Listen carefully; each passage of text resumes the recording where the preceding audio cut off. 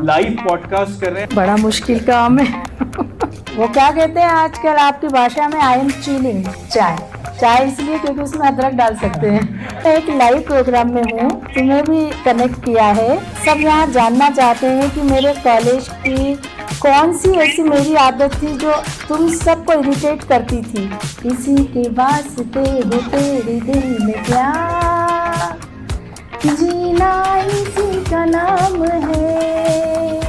क्या बोलती है पब्लिक, स्टार्ट करें?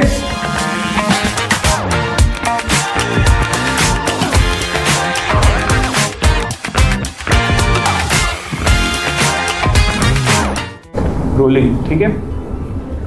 तो क्या बोलती है पब्लिक, स्टार्ट करें? अरे युवा दिवस का प्रोग्राम है, आप लोग में एनर्जी नहीं। एक बार क्लैप करें, आपकी क्लैप मुझे इंडिकेशन होगा कि हम इस प्रोग्राम को स्टार्ट करना है। मैं इस प्रोग्राम को स्टार्ट करूं उससे पहले बताऊं कि ये कॉन्सेप्ट कैसे आया। और ये बहुत रेयर मोमेंट्स होते हैं जब हम ऐसे लाइव पॉडकास्ट कर रहे हैं। आप देख सकते हैं कि हमने कोई हाई फैंसी बैकड्रॉप नहीं रखा हुआ है और सिंपल आपके कॉलेज के ऑडिटोरियम में आके हमने ये पॉडकास्ट स्टार्ट किया है और ये शूट स्टार्ट किया है। और जनरली ये इंस्पिरेशन हमें कहाँ से मिली? Honourable prime minister Shri Narendra Modi ji का विकसित भारत यंग डायलॉग कॉन्क्लेव आप सुन रहे होंगे, 10 से लेके 12 जनवरी तक अभी दिल्ली में चल रहा है। तो उसी से इंस्पायर्ड होके हमने आप सभी के जो फ्यूचर के यंग लीडर्स हैं, आप लोग जो आगे जाएंगे, जो यूथ पॉलिसीज बनाएंगे, जो मतलब इंडिया को लीड करेंगे, उनके बीच में हम आज आए हैं और आपसे इंटरेक्शन करेंगे। और मैं बता दूं मैम कि ये जो डायलॉग रहेगा बिल्कुल ही मतलब पूरी तरह से नॉन फॉर्मल रहेगा, कैजुअल रहेगा।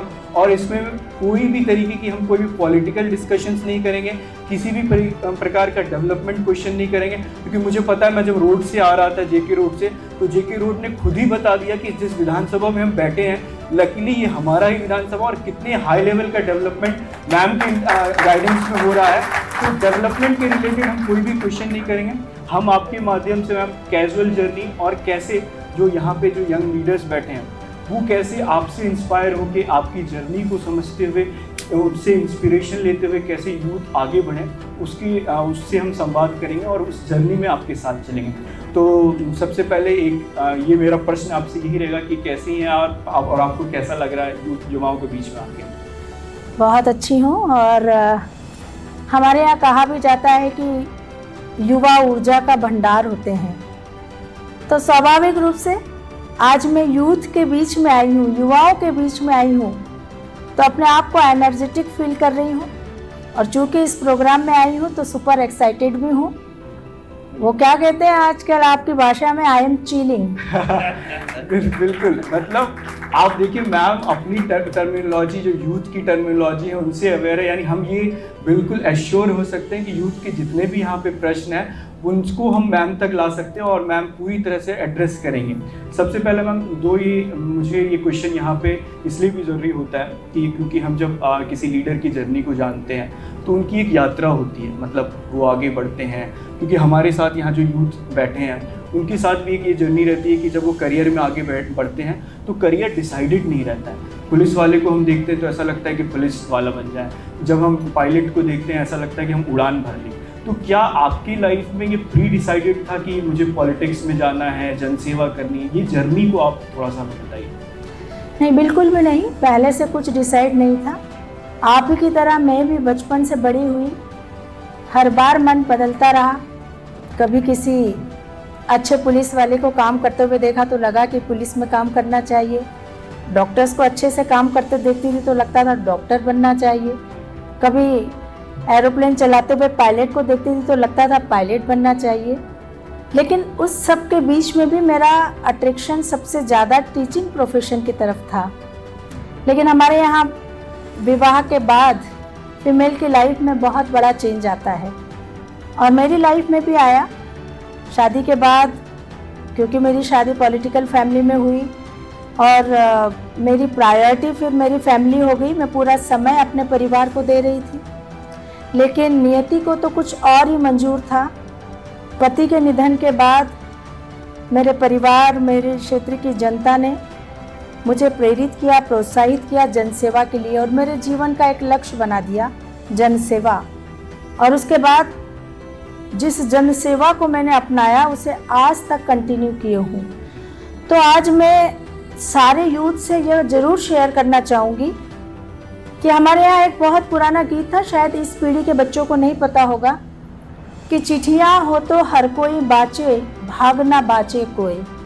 हमारे भाग्य में क्या लिखा है, जीवन में नियति ने क्या लिखा है, किसी को नहीं पता। लेकिन जीवन जीते हुए अगर नियति हमारे जीवन के लिए कुछ तय करती है तो उसे खुले मन से स्वीकार करना चाहिए और आगे बढ़ना चाहिए, क्योंकि हम मान के चले कि नियति ने जो कुछ लिखा है हमारे लिए वही श्रेष्ठ है। तो इससे हम फर्स्ट लर्निंग जो यूथ के लिए यहाँ से ड्रॉ कर सकते हैं वो यही हो सकता है, no matter what the situation is we should keep on moving. मतलब हमारी परिस्थितियाँ कुछ भी रहे, वो कहते हैं ना, मन का हो तो अच्छा, मन का ना हो तो और भी अच्छा। तो हमें मूव करते रहना चाहिए, हमें डिप्रेशन के फेज में नहीं जाना चाहिए, हमें आगे बढ़ते रहना चाहिए। तो अब हम इससे ही रिलेटेड में हम आगे बढ़ें तो युवाओं का कार्यक्रम है, युवाओं के बीच में बैठे हैं। युवाओं की जो आज की एक सबसे बड़ी समस्या है वो है कि स्पैन ऑफ अटेंशन, मतलब किसी भी चीज़ को करते हैं तो उसमें अटेंशन ज़्यादा देर तक का नहीं रहता है। अगर मान लीजिए, क्योंकि हमारी भी गलती नहीं है, हमारे साथ जिस पीढ़ी में हम हैं, हमें इंफॉर्मेशन का एक्सेस बहुत ज़्यादा है, तो हम कोई भी चीज़ फटाफट स्क्रॉल करते हैं। अगर 3-4 सेकंड में कोई कंटेंट हमें अच्छा नहीं लगता है तो हम स्क्रॉल कर देते हैं, स्वाइप कर देते हैं, हम दूसरी की ओर मूव कर जाते हैं। तो क्या आपके साथ कभी ऐसा हुआ है कि आप कैबिनेट में बैठी हो, सीएम साहब कुछ एड्रेस कर रहे हो और आप फिजिकली तो वहाँ पे बैठी हो लेकिन आपका मेंटल स्टेटस कहीं और ट्रैवल कर रहा है, आप फैमिली के बारे में सोच रही हो, आप कुछ और सोच रही हो, तो कभी ऐसा होता है क्या? नहीं, ऐसा कभी नहीं होता, क्योंकि आज जिस जिम्मेदारी को मैं निभा रही हूँ वो बहुत महत्वपूर्ण है। और चूँकि कैबिनेट की मीटिंग में बैठते हुए वो जगह ऐसी जगह होती है जहां हम भविष्य के सपने तय कर रहे होते हैं, भविष्य की योजनाएं बना रहे होते हैं, प्रदेश के विकास की चर्चा कर रहे होते हैं, अपने सुझाव, अपने विचार वहां पर हम शामिल करते हैं। तो हमें इस प्रकार की बैठकों में पूरा कंसंट्रेशन रखना होता है, पूरी अलर्टनेस रखनी होती है और बेहतर भविष्य के सुझाव देने होते हैं। तो ऐसे समय में हम बिल्कुल भी अपना अटेंशन नहीं खो सकते, बल्कि बहुत कंसंट्रेशन हमारा होता है।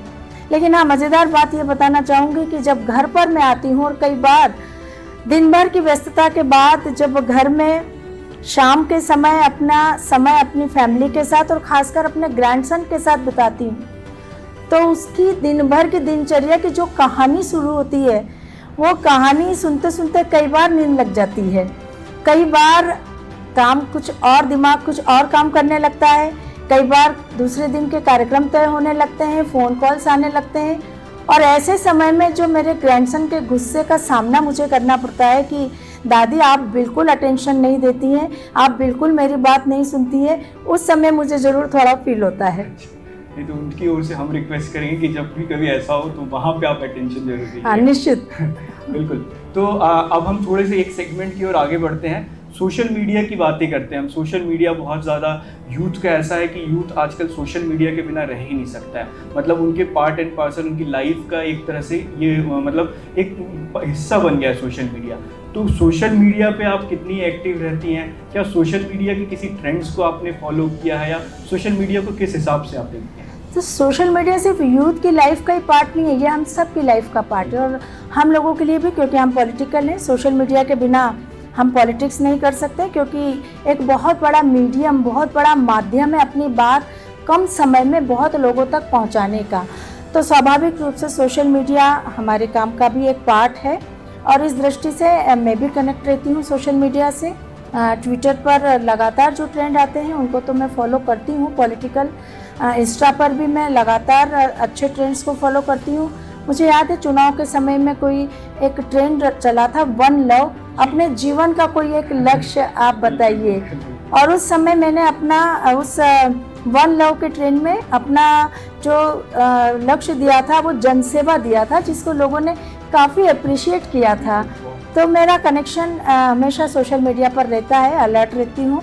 सोशल मीडिया पर क्या ट्रेंड चल रहे हैं, और जो अच्छे ट्रेंड होते हैं उनको निश्चित फॉलो करती हूँ। हम लोग भी काफ़ी आपके सोशल मीडिया को फॉलो करते हैं, उसमें जितने भी मैं कहूँ सोशल कॉज के जो मिशंस होते हैं, और बहुत ही इफेक्टिवली आप जैसे यूथ यहाँ पे बैठे हैं, आप एक चीज़ कर सकते हैं, जब भी टाइम मिले मैम के सोशल मीडिया हैंडल्स को जरूर आप स्कैन कीजिएगा।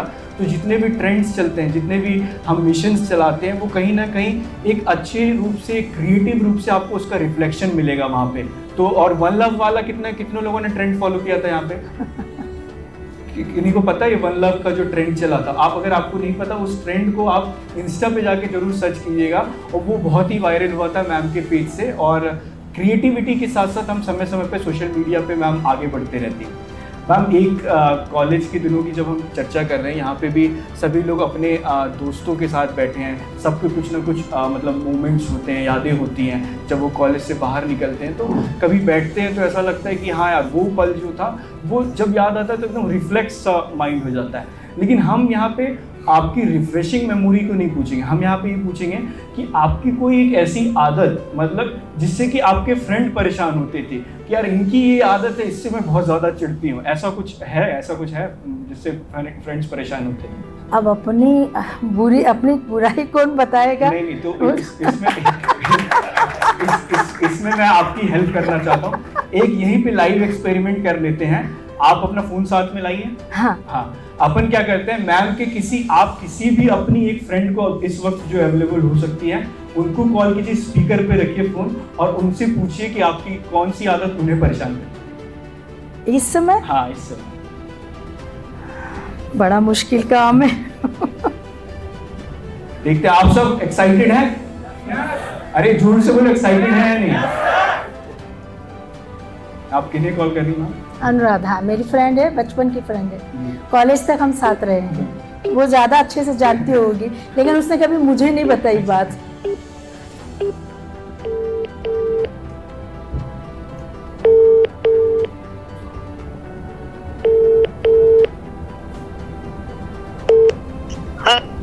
हेलो।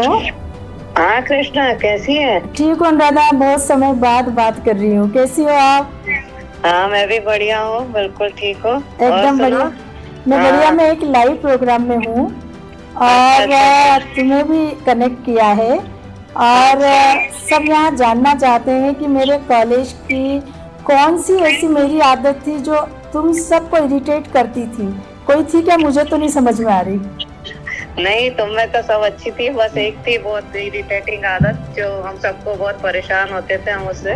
क्लास जब खत्म हो जाती थी, इतनी जिज्ञासु थी तुम कि वो तुम्हारी जिज्ञासा के क्वेश्चन इतने परेशान कर देते थे हमें कि अब ये कब खत्म होंगे।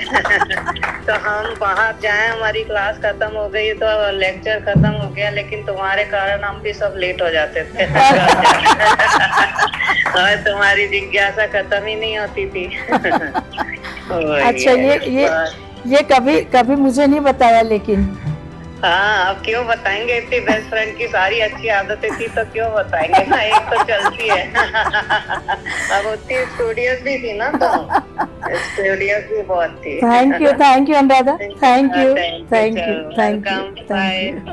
इससे अपन एक लर्निंग जरूर ले सकते हैं कि आपके बीच में इंक्विजिटिविटी हमेशा होनी चाहिए, मतलब जिज्ञासा की प्रवृत्ति बहुत ज़्यादा होनी चाहिए। कहीं भी रहे, हम कुछ भी करें, वो आपके अंदर जब तक है, तो वही मुझे लगता है मैम आपके डेवलपमेंट के जो कार्य चलते हैं उसमें अभी भी है, क्योंकि कुछ ना कुछ नए ट्रेंड्स, नई सारी डेवलपमेंट्स वो देखने को मिलते रहते हैं, क्योंकि आपके अंदर जो इंक्विजिटिविटी है कि हमें जनता के लिए कुछ ना कुछ करना है, तो वो आपकी अभी भी वो आदत है, और वो अच्छी आदत है, बुरी आदत नहीं है। तो एक और इनके फोन से मैं आपके फोन का वॉलपेपर चेक करना चाहूँगा। आपके फोन में क्या वॉलपेपर, आप इसके कैमरा में दिखा सकते हैं?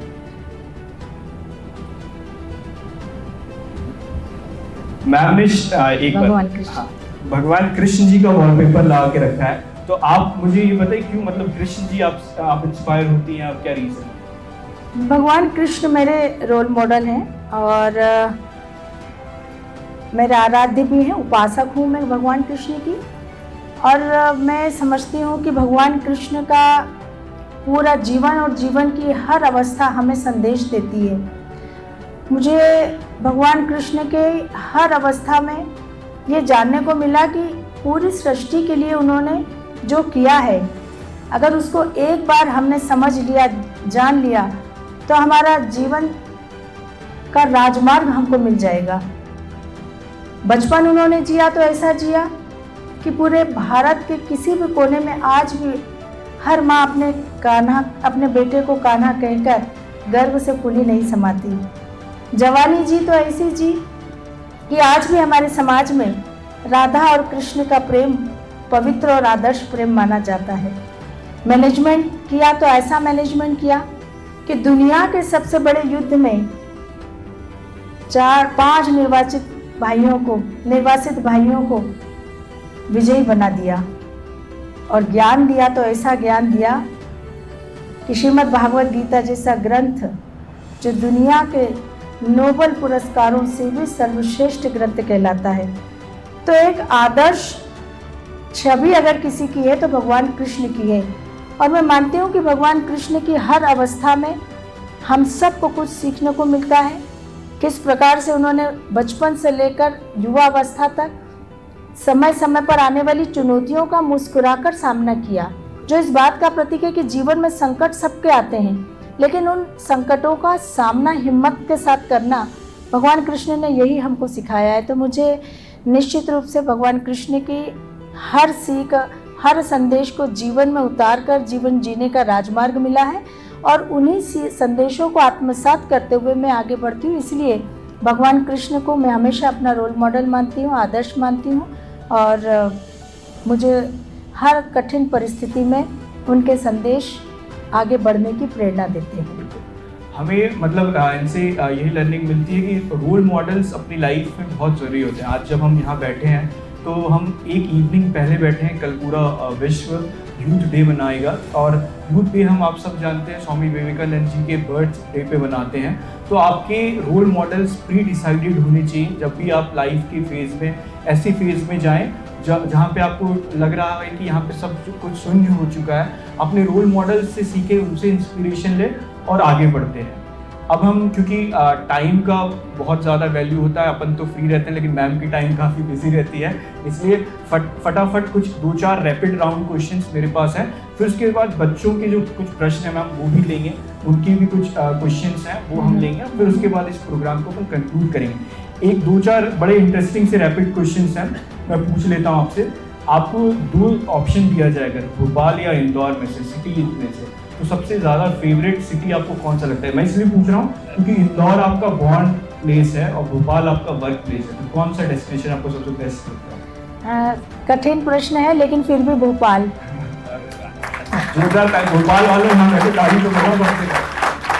इसके पीछे कोई स्पेसिफिक रीजन? हाँ, इसलिए क्योंकि भोपाल नेचुरल ब्यूटी का शहर है और चारों तरफ इसे झीलों का शहर भी कहा जाता है। तो एक नेचुरल ब्यूटी जब किसी शहर में होती है तो बहुत लाइव होता है, सब कुछ चारों तरफ दिखाई देता है। तो झीलों का शहर है, नेचुरल ब्यूटी है और एक प्लान्ड सिटी डेवलप की हुई है, तो निश्चित रूप से अगर कंपैरेटिवली इंदौर से तुलना करते हैं तो भोपाल ज़्यादा अच्छा है। एक क्योंकि सर्दी का मौसम है तो ये क्वेश्चन भी काफ़ी मैंडेटरी हो जाता है कि आप चाय लेना पसंद करती हैं या कॉफ़ी? चाय। और चाय प्रेम है, मतलब चाय हो जाए तो चाय इसलिए क्योंकि उसमें अदरक डाल सकते हैं। बिल्कुल। कोई मतलब आपका सर्दियों को और आगे बढ़ाएं तो जनरली यूथ जो सर्दियों में मतलब फेवर करता है वो या तो मैगी की ओर भागता है या मोमोज की ओर भागता है, तो आपका कुछ ऐसा? दोनों नहीं। अच्छा। आपका मेरी सर्दियों की फेवरेट डिश है गाजर का हलवा, और गाजर का हलवा भी मैं अपने ही हाथ का बनाया हुआ ही खाती हूँ। ठीक है। कोई फेवरेट हॉलीडे डेस्टिनेशन या जब आपको टाइम मिलता है तो आप क्या हॉलीडे में क्या करना पसंद? फैमिली के साथ पूरी कोशिश होती है फैमिली के साथ रहूं, बच्चों के साथ, क्योंकि बहुत कम समय ऐसा होता है जब फैमिली के साथ बिताने को मिलता है। तो जब भी ऐसा होता है कि कुछ समय हमें मिला है तो मैं फैमिली के साथ ही उसको स्पेंड करती हूँ। एक कोई ऐसा मूवी या सॉन्ग का लाइन जो आपकी पूरी, क्योंकि ये जनरली एक डिबेट सा रहता है कि हम लोग जब यूथ बैठते हैं तो हमारे बीच में ये रहता है कि पुराने लोग बोलते हैं कि हमारे मूवीज़ के टाइम में बहुत ज़्यादा मीनिंग वाले गाने आते थे, अब आपके टाइम पे नहीं आते। तो ऐसा कोई मूवी या ऐसा कोई मतलब एक पिक्चर का गाना जो आपकी पूरी जर्नी को एक्सप्लेन करता हो? मतलब कॉलेज के समय तो बहुत सारे और दूसरे सॉन्ग को पसंद हम करते थे, लेकिन पूरी जीवन में अगर कोई गीत ने बहुत ज़्यादा इंस्पायर मुझे किया है तो वो यही है कि किसी की मुस्कुराहटों पे हो निसार, किसी का दर्द मिल सके तो ले उधार, किसी के वास्ते हो तेरे दिल में प्यार, जीना इसी का नाम है। सेलिब्रिटी सिंगर की हमारी एक बार जोरदार तालियां बजाइए। एक मेरे एंड से लास्ट क्वेश्चन, बाकी फिर उसके बाद 3-4 क्वेश्चन जितने भी होंगे यूथ के वो ले लेंगे। एक कोई ऐसी विश जो आपकी मेयर के कार्यकाल में अधूरी रह गई हो, या फिर जो आप आगे कंटिन्यू करना चाह रही हो, कोई ऐसा कोई विश? मुझे लगता है कि आज पूरे देश में हमारे देश के यशस्वी प्रधानमंत्री माननीय श्री नरेंद्र मोदी जी हमारे शहरों के गौरवशाली वैभवशाली परिचय को वापस पुनः लौटाने के लिए काम कर रहे हैं, प्रयासरत हैं। और काफ़ी शहरों का हमने देखा भी है कि जो उनका पुराना वैभव था, नाम के साथ वो वापस लौट कर आया है। ऐसे अपने भोपाल शहर का नाम हमारे महान प्रतापी जनप्रिय सम्राट राजा भोज के नाम पर रखने की एक मुहिम जब मैं मेयर थी उस कार्यकाल में हमने शुरू की थी, लेकिन अपेक्षित सफलता उसमें नहीं मिल पाई थी। हम सब चाहते हैं कि भोपाल का नाम महाप्रतापी राजा भोजपाल के नाम पर होना चाहिए। ये विश्व में निश्चित रूप से आने वाले समय में पूरा होते हुए देखना चाहूँगी। तो मैं अब अपने साइड से जो मेरा पोडियम है ये मैं यहाँ पे एंड करता हूँ। आप में से मेरे पास कुछ नाम आए हैं, फटाफट जल्दी जल्दी हम इसको कंक्लूड करें। मैं जैसा नाम लूँगा वो क्वेश्चंस आप पूछते जाइएगा और उसको हम कंक्लूड करेंगे। एक स्वतंत्र मौर्य जी हैं, वो कुछ प्रश्न करना चाहते हैं जी। नमस्ते मैम। नमस्ते। सबसे पहले तो मैम आपका हार्दिक धन्यवाद मैम, आपके यहाँ आने से हमें बहुत प्रसन्नता हुई है। धन्यवाद। मेरा प्रश्न आपसे ये था मैम और जैसा कि हमने स्टार्टिंग में सुना था बहुत स्टडीज थे अपने कॉलेज टाइम में, तो ऐसा क्या कोई सब्जेक्ट था क्या कि जिससे आपको डर लगता था या फिर आपको ऐसा लगता था किसी प्रॉब्लम फेस हो रही है, आप उनसे कैसे डील करती थी? मतलब सब्जेक्ट और टीचर का भी नाम बताइए जिससे आपको डर लगता था। बहुत सारा। मुझे सबसे ज़्यादा डर मैथ्स से लगता था, और मैथ्स मुझे इतना डराता था कि मैथ्स के साथ साथ मैथ्स के टीचर से भी डर लगता था। तो हमारे द्विवेदी सर थे, वो मैथ्स हमको पढ़ाते थे।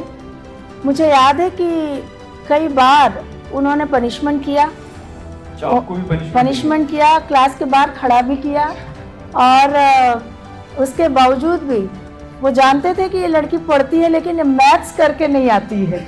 तो उन्होंने फिर कोशिश की, मुझे समझाया भी।